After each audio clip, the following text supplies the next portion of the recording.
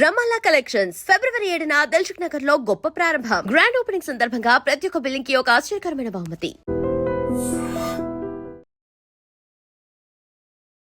నమస్తే, welcome to I dream inside politics with Kavitha.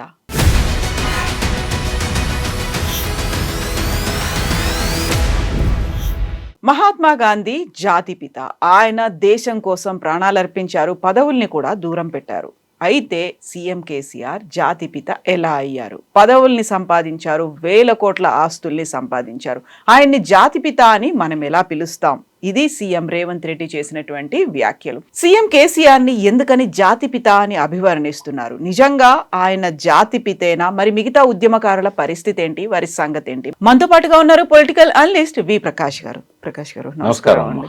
So జాతిపిత ఈ మాట అనేది ఈ మధ్య కాలంలో ఎక్కువైంది. అది కూడా ప్రధానంగా ఫోన్ ట్యాపింగ్ ఇష్యూకి సంబంధించి విచారణకు కేసీఆర్ అటెండ్ అవుతున్నారు అనుకున్నప్పుడు, సీట్ దగ్గరికి వస్తున్నారు అనుకున్నప్పుడు, మా జాతిపితకు మీరు ఎలా నోటీసులు ఇస్తారు, ఆయన ఏం నేరం చేశాడు అనే మాట. ఇప్పుడు జాతిపిత అనేది ఒక అవార్డు కాదు, అది భారతరత్న లాగా, పద్మవిభూషణ్ లాగా, పద్మశ్రీ లాగా. It's not an award. ఒక 10th క్లాస్ చదివే అమ్మాయి భారతదేశ హోంశాఖను అడిగింది, మహాత్మా గాంధీకి జాతిపిత అనే అవార్డు ఎప్పుడు ఇచ్చారు, ఏ ప్రభుత్వం ఇచ్చింది అని. ఆర్టీఐ కింద వాళ్ళ రికార్డ్స్ అన్నీ వెతికి, రికార్డ్స్లలో నాట్ అవైలబుల్ అండి, ప్రభుత్వం అవార్డు ఇచ్చినట్టుగా ఎక్కడా లేదు అని చెప్పారు. అంటే ఎట్లా అయ్యారు జాతిపిత? జాతిపిత ఇప్పుడు మహాత్మా గాంధీ ఎంత రెసిస్టెన్స్ని ఎదుర్కొన్నారంటే, దేశంలో చాలామంది స్వాతంత్ర సమరయోధులు గాంధీని ఇష్టపడలేదు. సుభాష్ చంద్రబోస్, భగత్ సింగ్ ఇట్లాంటి వాళ్ళు ఎవరు కూడా గాంధీని ఇష్టపడలేదు. ఒక ప్యారలల్ మూమెంట్ స్వతంత్ర పోరాటంలో ఎప్పుడూ కంటిన్యూ అవుతూ వచ్చింది. గాంధీని ఇష్టపడని వాళ్ళు, గాంధీని వ్యతిరేకించిన వాళ్ళు. లాస్ట్కు ఇప్పుడు ఏదైతే ఆర్ఎస్ఎస్కు అనుబంధంగా ఉండే సంస్థకు సంబంధించిన ఒక నాయకుడు నేరుగా తుపాకీ గురిపెట్టి ఆయన కాల్ చేశాడు. ఒక పక్కనేమో సమాజంలో ఎక్కువ మంది ఆయన జాతిపిత అంటున్నారు, ఇంకో పక్కనేమో ఆయన ఉనికిని కూడా ఓర్వలేక ఆర్ఎస్ఎస్లో ఉన్న ఒక ముఖ్యమైన నాయకుడు, ఒక వింగ్కి అతను నేరుగా అతన్ని కాల్ చేశాడు. అంటే మొత్తము పౌర సమాజంలో 100% ఎవరు కూడా ఆయనను ఒప్పుకున్నారని కాదు కదా. గాంధీని వ్యతిరేకత ఎప్పుడు ఉంటుంది. ఒక సెక్షన్ ఎప్పుడు అనుకూలంగా ఉంటారు, ఒక సెక్షన్ ఎప్పుడు వ్యతిరేకంగా ఉంటారు. అయినా కూడా ఆయన జాతిపితగా నిలబడ్డాడు. ఎందుకు అంటే వ్యతిరేకించే సెక్షన్ ఆయన చంపినా కూడా మెజారిటీ ప్రజలు ఆయనను జాతిపితగా అంగీకరించారు. గాంధీ తను ఎప్పుడని చెప్పాడు ఆయన రైటింగ్స్లో, నేను జాతిపితనని? లేదా నన్ను జాతిపితగా గౌరవించండి అని చెప్పాడా? జాతి ఆయనను ఒక పితలాగా, ఎందుకంటే 200 సంవత్సరాలు పోరాడినా సాధ్యం కాలేదు, గాంధీ చేతిలో విముక్తి అయిందనేది ఒక ప్రచారం జరిగింది. వాస్తవంగా గాంధీ కొంచెం ఇన్డెప్త్తో మనము స్వాతంత్ర పోరాటాన్ని చూసినట్టయితే తెలంగాణ సాధించడంలో కేసీఆర్ ఒక్కడే కాదు కదా, అందరి పాత్ర ఉంది కదా. ఎక్కడి నుంచి బీజేపీ దగ్గర నుంచి వాళ్ళందరికి సపోర్ట్ ఇస్తేనే కదా, కాంగ్రెస్ డెలివరీ చేస్తేనే కదా, అట్లనే అమరులు ప్రాణాలు అర్పిస్తేనే కదా. స్వాతంత్ర సమరయోధుడుగా గాంధీకి కూడా ఇటువంటివన్నీ ఉన్నాయి. సుభాష్ చంద్రబోస్ పోరాటం ఉంది, గుక్క తిప్పుకోలేకుండా సహాయ నిరాకరణ ఉద్యమం జరిగినప్పుడు బ్రిటిష్ వాళ్ళు ఇక్కడనే కాదు అన్ని దేశాల్లో కూడా 2వ ప్రపంచ యుద్ధానంతరం మనం బలహీనపడ్డాం, ఇంకా వీటన్నిటిని మన గుప్పిట్లో పెట్టుకుంటే లాభం లేదు.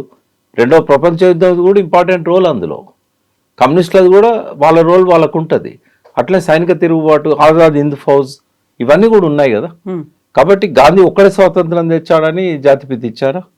అంటే ప్రజల మనస్సుల్లో కొంతమంది పట్ల ఒక చెరగని ముద్ర వేసిన నాయకులను వాళ్ళు ఏదో ఒక పేరుతో పిలుచుకుంటారు. జాతిపిత కాకపోతే గాడ్ అంటారు, అభ్యంతరం ఎందుకు? మద్రాసులో ఖుష్బుకు గుడి కట్టారు. అంటే ప్రేమ, వాళ్ళ పట్ల ఆరాధనా భావం, ఒక భక్తి అనేది ప్రజల విశ్వాసాల్లో ఉంటుంది. కాబట్టి పిలుచుకున్న వాళ్ళు పిలుచుకుంటారు, తప్పేమున్నది? ఎందుకంటే ఎవరితో గాంధీ ఆయన సారథ్యంలో విముక్తి అయింది. ఇచ్చారెవరు తెచ్చారెవరు పక్కకు పెట్టండి. కేసీఆర్ అనేవాళ్ళు లేకపోతే తెలంగాణ రాకపోయేది. కాబట్టి డెఫినెట్గా ఒక సెక్షన్ ఆఫ్ పీపుల్, ఒక మెజారిటీ సెక్షన్ ఆఫ్ పీపుల్ ఆయనను జాతిపితన్నా లేకుంటే ఇంకొక పేరుతో పిలిచినా కూడా కేసీఆర్ పట్ల ఆ రకమైన ఆరాధనా భావం అనేది ఆ ప్రతి ఒక్కరిలో కూడా ఉంది. ఆయనను వ్యతిరేకించే వాళ్ళు కూడా ఆయనను ఆరాధిస్తారు. ఇప్పుడు ఆయన తీసుకొచ్చారని చెప్పినప్పుడు అందరినీ ఏకం చేసడంలో కీలకమైనటువంటి పాత్ర పోషించింది జేఏసీ. దానికి చైర్మన్గా ఉన్నటువంటి కోదండరామ్ కదా అందరినీ ఒకే ఘాటను తీసుకొచ్చారు, ఒకే వాయిస్ లాగా వినిపించారు, ఉద్యమాన్ని ముందుకు తీసుకెళ్లారు అనేటువంటి ఇప్పుడు ఎట్లుంటుందంటే మీరు అప్పటి జేఏసీ నాయకులలో కొంతమంది ఉన్నారు.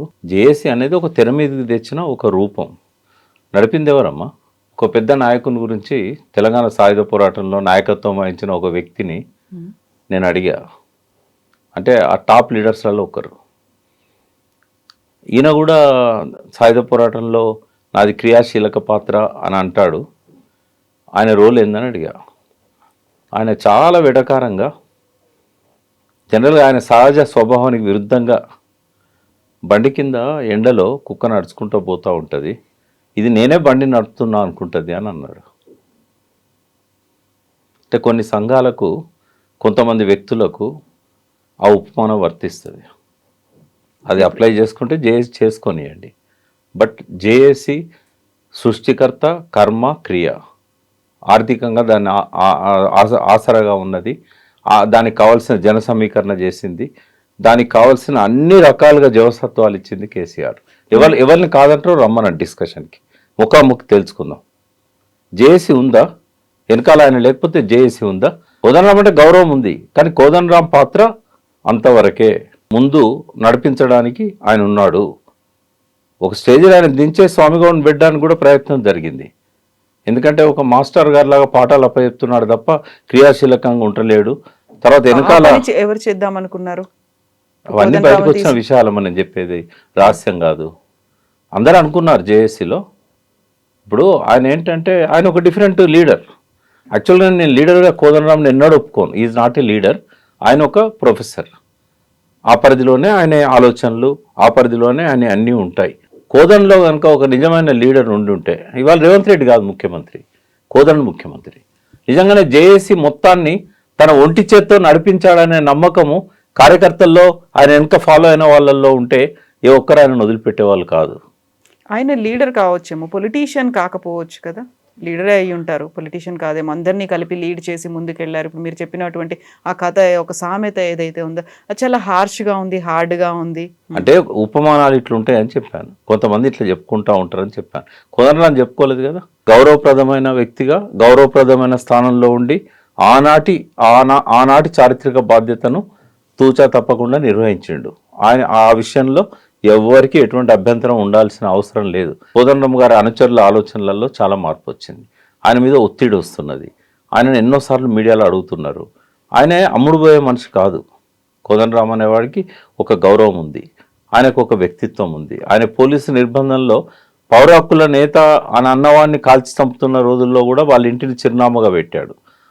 ఆయన లోపల ఎటువంటి మేము అనుమానించాల్సిన అంశాలు కూడా లేవు. నేను చెప్పాను కదా. బట్ ఏంటంటే కోదండరామ్ ఎక్కడ జారిపోతాడో, కోదండరామ్ ఎక్కడ వ్యతిరేకమవుతాడో, కోదండరామ్ని ఎట్లా ప్లీజ్ చేయాలి. పొగడతలతో ముంచితే కోదండరామ్ పొంగిపోయి తన వెంట ఉంటాడని నేనైతే అనుకోను.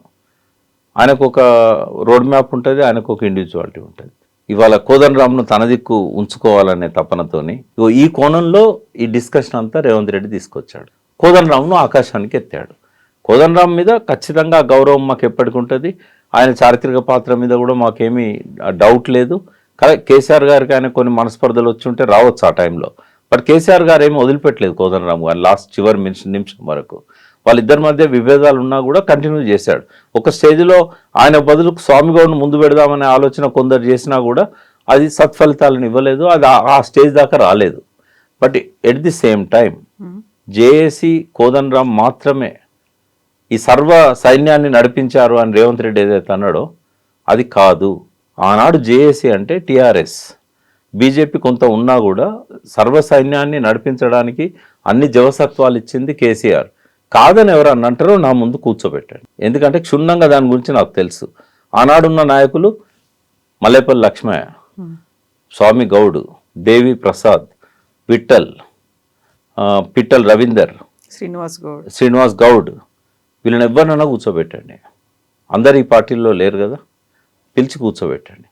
నేను అన్నదాన్ని ఎవరైనా కాదు అని అంటే మళ్ళీ ఇంకోసారి నేను మీడియా ముందుకు రాను. కోదండరామ్ కూడా అడగండి మీరు పర్సనల్గా. మీరే అంత నడిపించారా? మీ వెనకాల కేసీఆర్ గారు బీఆర్ఎస్ టీఆర్ఎస్ పాత్ర ఉందా అని అడగండి, చెప్తారు. ఆయన ఆ రకంగా చెప్పే మనిషి కాదు. తనకే అంత ఖ్యాతి రావాలి అని చెప్పి ఆ వ్యక్తిత్వం డిఫరెంట్ వ్యక్తిత్వం కోదండరాం సార్ది.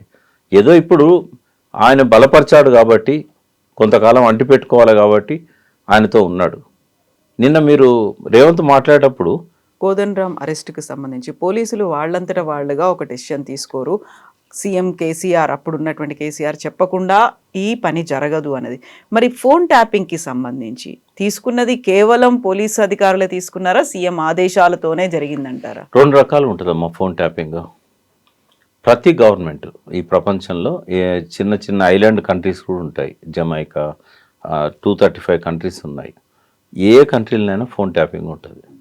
అది 2 రకాలు ఉంటుంది. ఒకటి వాళ్ళ అవసరాల మేరకు, రెండవది అపోజిషన్ లీడర్లను తొక్కేయడానికి. ఇక్కడ మనకున్న ఆధారాల ప్రకారంగా, సాక్ష్యాధారాలు ఏదైతే హోమ్ డిపార్ట్మెంట్ సేకరించిందో ఇప్పుడు సిట్ ముందు ఉన్నాయో వాటి ప్రకారంగా వాళ్ళు ప్రూవ్ చేయగలిగేది ఏంటంటే హోమ్ సెక్రటరీ ఏదైతే పర్మిషన్ ఇచ్చిన లిస్ట్ ఉందో ఆ లిస్ట్ వరకు మాత్రమే. ఇంకా మిగిలిన ఏ రకమైన ఫోన్ ట్యాపింగ్ల మీద కూడా ఆధారాలు లేవు. సరే జరుగుతుండొచ్చు, బట్ ప్రూవ్ అయినప్పుడు కదా. ఎవరు ప్రూవ్ అయితే ఎవరు దోషులు అవుతారమ్మా? ఇప్పుడు ఆల్రెడీ పోలీసులు అయితే అరెస్ట్ అయి ఉన్నారు. ఆ గతంలో పనిచేసినటువంటి అధికారులందరూ వాళ్ళు ఆధీనంలోనే ఉన్నారు, జైల్లోనే ఉన్నారు. ఆ తర్వాత సిట్ కోసం ఎంక్వైరీకి రావాల్సింది అప్పటి మంత్రివర్గంలో ఇప్పటికీ 2 మంత్రులు వచ్చారు. ఆ తర్వాత సో వాళ్ళ మీదే కదా ఇప్పుడు వచ్చినటువంటి ఆరోపణలన్నీ కూడా వాళ్ళే చేశారు. వాళ్ళకి ఇచ్చింది 160 సిఆర్పిసి 160 నోటీస్. అసలు మరి ఛార్జ్ షీట్ వేసినాక 6గురిని జైల్లో పెట్టినాక ఎంక్వైరీ ఎందుకు అంటే ఇలా 2 రకాల ఎంక్వైరీస్ ఉన్నాయి. మొదటి ఎంక్వైరీ ఏంటంటే అది ఫోన్ ట్యాపింగ్, ఆ ఫోన్కి సంబంధించిన నంబర్స్, ఎంతసేపు మాట్లాడారు, ఏ టవర్ నుంచి మాట్లాడారు, ఎవరెవరితో మాట్లాడారు, అది ఓన్లీ టెలిఫోన్కి సంబంధించింది. ఇదేమో డిజిటల్కి సంబంధించింది.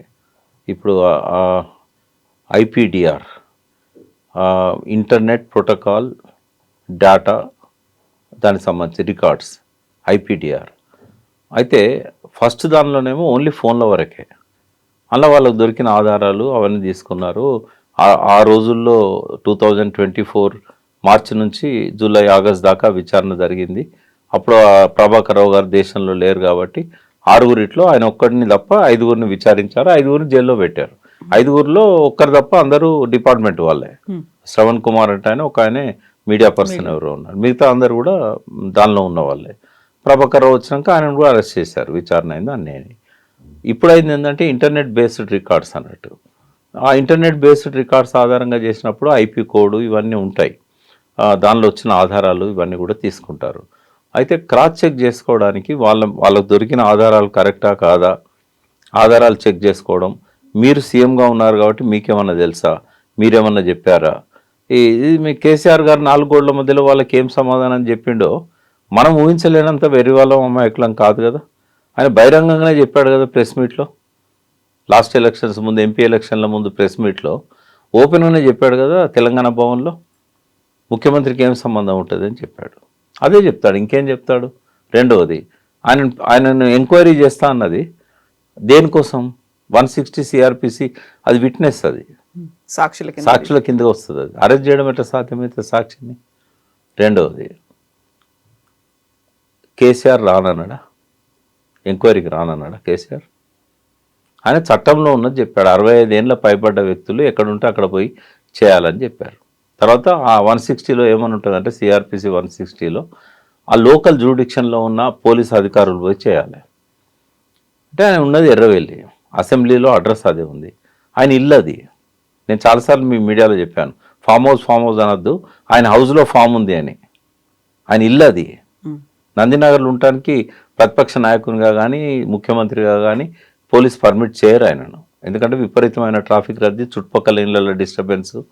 కాబట్టి ఆయనకు ఉన్న ఇల్లు అక్కడనే ఉన్నది. మరి ఏం చేద్దాం, ఆయన ఎక్కడ కట్టుకోలేదు కదా. అయితే ఇక్కడ 2 విషయాలు చెప్తాను నేను.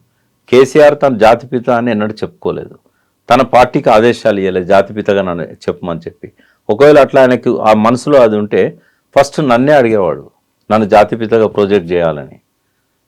జయశంకర్ సార్ను ఆయన తెలంగాణ భవన్లో ఆయన చనిపోయిన రోజు ఆ స్టార్టింగ్లో ఒక పెద్ద ఫ్లెక్సీ పెట్టారు. ఇప్పుడు కూడా మీకు విజువల్స్ దొరుకుతాయి. తెలంగాణ జాతి పిత అని చెప్పేసి జయశంకర్ సార్ను అక్కడ జాతి పిత అన్నారు. కేసీఆర్ గారు అక్కడే ఉన్నారు, ఆడికొచ్చాడు, అక్కడ స్లోగన్లలో ఉన్నాడు. ఎప్పుడు ఆయన జయశంకర్ సార్ను జాతిపిత అనొద్దని చెప్పలేదు, తనను విలువమని చెప్పలేదు. అతి ఉత్సాహవంతులైన కొంతమంది ఆయన చుట్టూ ఉన్న వాళ్ళే కావచ్చు, ఎక్కువ మార్కులు కొట్టడానికో లేకుంటే మెహర్బానీ కోసమో ఆయన మెప్పు కోసమో కొంతమంది ప్రచారం చేశారు. నెల్సన్ మండేలాతో పోల్చారు, మహాత్మా గాంధీతో పోల్చారు. బట్ ఏది ఏమైనా ఆయన నెల్సన్ మండేలకు తక్కువ కాదు, ఆయన మహాత్మా గాంధీకి కూడా తక్కువ కాదు. దేనిలో? ఆ పోరాటాన్ని నడపడంలో కానీ, శాంతియుతంగా దాన్ని సక్సెస్ చేయడంలో కానీ. నేను చాలా గర్వంగా చెప్పాను, ఇప్పటికీ ఆయన మెమోరియల్ అన్నీ ఉన్నాయి. అడిగి పోయినప్పుడు ఆయన మనవరాలు ఇలా గాంధీ కలిసింది. 2 సార్లు ఆమె సౌత్ ఆఫ్రికాలో నెల్సన్ మండేలా పార్టీ నుంచి ఎంపీగా పనిచేశారు ఆమె. నేను గర్వంగా చెప్పాను, గాంధీ అండ్ లైన్స్లో గాంధీ చనిపోయిన తర్వాత 70 ఏళ్ళకి ఒక నాయకుడు అదే పద్ధతిలో ఉద్యమాన్ని నడిపి సక్సెస్ అయ్యాడు అని అంటే నా అభినందనలు తెలపండి అని చెప్పింది. అంటే నెల్సన్ మండేలా లాగా గాంధీ లాగా శాంతియుత పొందాన్ని ఎన్నుకున్నాడు కాబట్టి వాళ్ళతో పోలుస్తాం. బట్ వ్యక్తిగత విషయాల్లోకి వచ్చినప్పుడు ఆ ఆరోపణలు, ఆ ముద్రలు ఆయన మీద పడ్డాయి. ముద్రలు ఉన్నాయి, ఆయన మీద పడ్డాయి. కుటుంబ సభ్యుల్లో కూడా కొంతమంది ప్రవర్తన వల్ల ఆయనకు ఆ చెడ్డ పేరు అనేది కొంత ఆపాదించడం జరుగుతూ ఉన్నది. ఎవ్వరూ కూడా ఏ నోటిఫికేషను ఆఫీషియల్గా ఇవ్వలేదు జాతిపిత కేసీఆర్ అని. ఎన్నడూ ఆయన స్పీచ్లో ఇండైరెక్ట్గా కానీ డైరెక్ట్గా కానీ ఇంట్లో కానీ పార్టీ ఆఫీస్లో కానీ క్లోజ్డ్ సర్క్యూట్లో కానీ ఎక్కడ ఆయన చెప్పలేదు. జాతిపిత అనేవారు తెలంగాణకి ఇప్పటివరకు ఎవరైతే బాగా ప్రజల కోసం పనిచేశారో వాళ్ళల్లో నుంచి మనం ఎంచుకోవాల్సి వస్తుంది. మేమేమనుకున్నాం, నిస్వార్థంగా పనిచేశారు ఇద్దరు, జయశంకర్ అండ్ కాళోజీ. పదవులను ఎప్పుడూ ఆశించలేదు వాళ్ళు. వాళ్ళకు లక్ష్యంగా ఉద్యమ ఆకాంక్షలు, ప్రజల కోరికలు తప్ప వేరే లక్ష్యాలు కూడా వాళ్ళకు లేవు. కాబట్టి ఆ ఇద్దరిలోనే మనము ఆ జాతిపితను చూసుకోవాలని అనుకున్నాం. జయశంకర్ సార్ను తెలంగాణ సమాజం ఎక్కడైనా జాతిపితగా గౌరవిస్తుంది. కేసీఆర్ గారు కూడా ఎన్నడూ దాన్ని కాదనలేదు. కాబట్టి తెలంగాణ జాతిపితగా మనం ఆ గౌరవాన్ని జయశంకర్ సార్కి ఇవ్వాలి. ఎందుకంటే తరతరాలుగా బానిసత్వంలో మగ్గిపోతున్న తెలంగాణ సమాజానికి ఒక నినాదం ఇచ్చి ఆ నినాదాన్ని కాపాడి దాన్ని చివరి దాకా ఆయన ఆఖరి శ్వాస దాకా ఒక నాయకత్వాన్ని తయారు చేసి దానికి బాసడగా ఉండి ఆయన నిలబడ్డాడు. మరి అట్లాంటి జయశంకర్ సార్ను వ్యతిరేకించే సెక్షన్ లేదా అంటే చాలా ఉంది. బట్ ఎవరినో ఒకరిని అనుకున్నప్పుడు ఆ క్రెడిబిలిటీ ఖచ్చితంగా జయశంకర్ సార్కి ఇస్తాం. అట్లని కాలేజీని తక్కువ చేయడం కాదు. కేసీఆర్ విషయానికి వచ్చినప్పుడు పోరాటాన్ని నడపడంలో గాంధీ కంటే తక్కువేం కాదు ఆయన. ఎప్పుడు అవసరమైతే అప్పుడు వెనుకో తగ్గాల్సిన కాడ వెనుకో తగ్గాడు. ఎందుకు జేఏసీని పెట్టాల్సి వచ్చింది? అంత సమర్థవంతమైన నాయకుడు తెలంగాణ కోసమా, తన కోసమా? ఇంకో నాయకుడిని ముందుకు ఎందుకు ప్రాజెక్ట్ చేశాడు అంటే అన్ని సెక్షన్లను కలుపుకు రావాలని చెప్పేసి. ఫోన్ ట్యాపింగ్ గురించి మళ్ళీ మనం మాట్లాడుకుంటే, కోదండరామ్ రెడ్డి ఆయన ఇంటి మీదకి పోలీసులు వెళ్ళి అరెస్ట్ చేసి తీసుకొచ్చారు, తలుపులు బద్దలు కొట్టారు అనుకున్నప్పుడు పోలీసులు ఆ డిసిషన్ తీసుకోలేరు. బట్ ఫోన్ ట్యాపింగ్ మాత్రం పోలీసులు మీరు యాజ్ ఏ అడ్వకేట్గా ఇది పోలీసులకు ఉన్నటువంటి అధికారాలు ఏంటి, వాళ్ళు ఏం చేయొచ్చు ఏం చేయకూడదు అనుకున్నప్పుడు 2 క్లాసిక్ ఎగ్జాంపుల్స్ అయితే కనిపిస్తున్నాయి కదా. సో ఇక్కడేమో ఫోన్ ట్యాపింగ్ ఏమో పోలీసులే చేస్తారు, ఈ అరెస్ట్ ఏమో పోలీసులు చేయలేదు, వాళ్ళతో చేయించారు. ఇప్పుడు ఎట్లుంటుందండి, తలుపు వలగొట్టారు కాబట్టి అది ఖచ్చితంగా మనం గెస్ చేయగలుగుతాం. అసలు ఏ ఫోన్ ట్యాప్ చేశారు, ఏ ఫోన్ ట్యాప్ చేయలేదు. ఇప్పుడు పోలీసులే స్వయంగా చెప్పారు హీరోయిన్ల ఫోన్లు ఏమీ ట్యాప్ చేయలేదు అని. ఇంకొక స్టేట్మెంట్ ఏమొచ్చింది, ఛార్జ్ షీట్లో పెట్టినట్టుగా 650 మంది ఫోన్లు ట్యాప్ చేశారు, వీటికి అన్నిటికీ హోమ్ మినిస్ట్రీ నుంచి, హోమ్ సెక్రటరీ నుంచి పర్మిషన్ ఉంది అన్నారు. ఇంకా మరి దానికే కట్టుబడి ఉంటాం కదా. ఇప్పుడు నాలాంటి వాళ్ళము వార్తలు చూసినప్పుడు 650 ఫోన్లను ట్యాప్ చేయమని చెప్పారు, ఆ ట్యాప్ చేసిన 650 ఫోన్లల్లో ఇవేవి లేవు.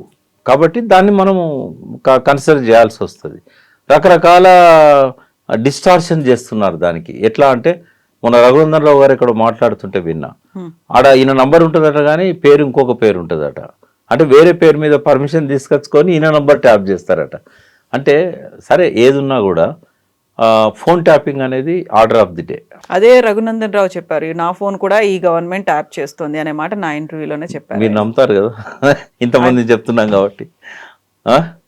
నేనేమంటున్నా, దొరికితే దొంగ, ఆధారాలు దొరికితే ఆ ఆధారాలు నిరూపిస్తే శిక్ష పడుతుంది. ఎలక్షన్స్ గురించి మాట్లాడుకున్నప్పుడు చాలా వరకు డైవర్షన్ పాలిటిక్స్ అనే మాట బీఆర్ఎస్ లీడర్లు చెప్తున్నారు. ఫోన్ ట్యాపింగ్ కూడా అందులో భాగంగానే వచ్చిందని. ఇప్పుడు మీరు అంటున్నారు ఎలక్షన్స్కి చాలా తక్కువ టైం ఉంది, వాళ్ళందరినీ ఇక్కడ ఎంగేజ్ చేశారు. నిజంగా కేసీఆర్ తప్పు చేయలేదు అనుకున్నప్పుడు, అది చాలా క్వైట్ కామన్గా పోలీసులే చేసుకుంటూ వెళ్ళిపోతారు అని అనుకున్నప్పుడు, ఎందుకని బీఆర్ఎస్ లీడర్లు అందరూ ఇక్కడికే రావాలి? వాళ్ళకు ఉన్నటువంటి పనులు ఉన్నాయి, ఎలక్షన్స్ ఉన్నాయి, నామినేషన్లు ఉన్నాయి, ప్రచారాలు ఉన్నాయి, వాటి కోసం అక్కడే ఉండొచ్చు కదా. కేసీఆర్ గారు రాసిన లేఖ మీరు చూసుంటారు. చట్ట ప్రకారంగా వాళ్ళు నా దగ్గర రావాలి, బట్ చట్టాన్ని గౌరవించి నేనే వాళ్ళు పిలిచిన దగ్గరికి వస్తున్నాను అని చెప్పాడు.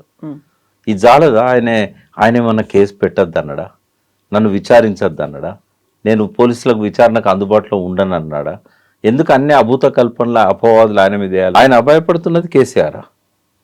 అడిగేవాడు లేడు కదా అని చెప్పి ఇష్టం వచ్చినట్టుగా. బీఆర్ఎస్ సంగతి కూడా నేను చెప్తాను. బీఆర్ఎస్ విషయంలో ఏంటంటే, ఒక మహానాయకుని మీద ఇట్లాంటి అంటే నీచపు ఎత్తుగడలు, నీచపు కుట్రలు జరిగినప్పుడు ఆ పార్టీ స్పందిస్తుంది, ఆ పార్టీ అండగా ఉంటుంది, ఆ పార్టీ ప్రొటెస్ట్ చేస్తుంది. ఎంక్వైరీ చేసుకోమనండి, ఎవరైనా ఇంట్రెస్ట్ ఉంటే డిగ్గింగ్ చేసి రీసెర్చ్ చేసుకోమనండి. ఆ అరుదైన క్షణాన్ని కేసీఆర్ ప్రజలు కాంగ్రెస్కు గెలిపించారు, అవకాశం ఇచ్చారు. ఉండనేయండి, 5 ఏళ్ళు ప్రతిపక్షంలో ఉంటా అని చెప్పి ఆయన ఈల్డ్ కాలేదు ఆ డిమాండ్కి. ఎంతసేపు అమ్మా, ఎంత తేడా ఉంది? అధికారానికి కేసీఆర్కి ఎంత తేడా ఉండదు? 21 సీట్లు, 21 సీట్లు. అందులోకెళ్ళి 11 మందిని తెచ్చుకోలేనంత అశక్తుడా కేసీఆర్? ఈ పార్టీలకి వెళ్ళి పోయినోళ్ళే ఉన్నారు కదా, అందులో 10-12 మంది ఎమ్మెల్యేలు. అందులో ముఠా కుమ్ములాటలు లేవా? ఇప్పుడు ఎందుకని వాళ్ళు డైవర్ట్ చేస్తున్నారు అనుకున్నప్పుడు, వీళ్ళు ఎందుకని నిజంగా డైవర్ట్ అయిపోతున్నారు? తప్పు జరగలేదు, అక్కడ ఏం చేయలేదు అని. డైవర్ట్ అవ్వడం కాదు. ఇక్కడ ఏమైందంటే, ఆయనను ప్రొటెక్ట్ చేసుకోవాలి, ఆయన ఇమేజ్ని ప్రొటెక్ట్ చేయాలి. ఆయనను ఒక నీచునిగా, దోషిగా చూపెట్టే ప్రయత్నం చేసినప్పుడు ఆ నీచపు ఎత్తుగడలను కౌంటర్ చేయాలి. ఒక పార్టీకి, ఒక నాయకత్వానికి అది అవసరంగా ఉంటుంది. అట్లని చెప్పి వాళ్ళు ఫీల్డ్ వదిలిపెట్టి మొత్తం ఇక్కడే లేరు. బట్ వాళ్ళ నియోజకవర్గాలలో వాళ్ళ ఇన్ఛార్జీలతోని వాళ్ళు అందుబాటులో ఉన్నారు, వాళ్ళు మాట్లాడుకుంటున్నారు. ఇవాళ బీఫామ్స్ లాస్ట్ ఇంకో గంట అయితే ఈ సమయానికి కూడా వాళ్ళంతా ఫీల్డ్ మీదనే ఉన్నారు. మీడియా అంతా ఆ రోజు ఎక్కడున్నదమ్మా? పత్రికలన్నీ ఎక్కడున్నాయి? తెల్లారు లేస్తే హెడ్డింగ్లన్నీ ఏంటి? చేసండి. Thank you so much. Thank you.